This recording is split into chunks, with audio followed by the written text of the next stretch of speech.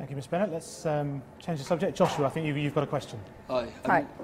I come from an area in London with a large Jewish population, and as I'm sure you'll be aware, there's been a rise in anti-Semitism lately.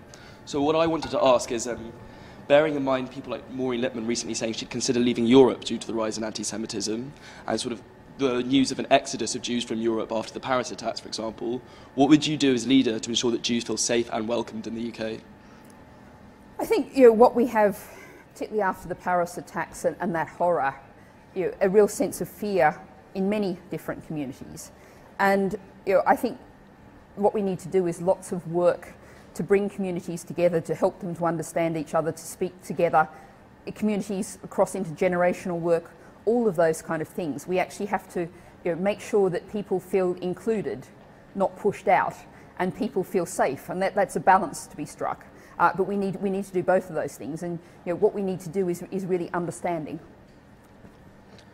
Do you want to come back on I that? appreciate the sentiment of that, and I agree with the idea of that, but sort of what would you actually do to make sure that happens? Because it's quite sort of it's the politest way possible, it's quite a vague answer. Well, I think what we need to do is fund those kind of projects, get people together, make sure, and it's a broad thing, but we need to make sure people don't feel excluded from our society, and that people, we've got to balance, obviously, basic safety kind of proportions, but we also need to make sure people feel included, educated, supported, and that's really the key.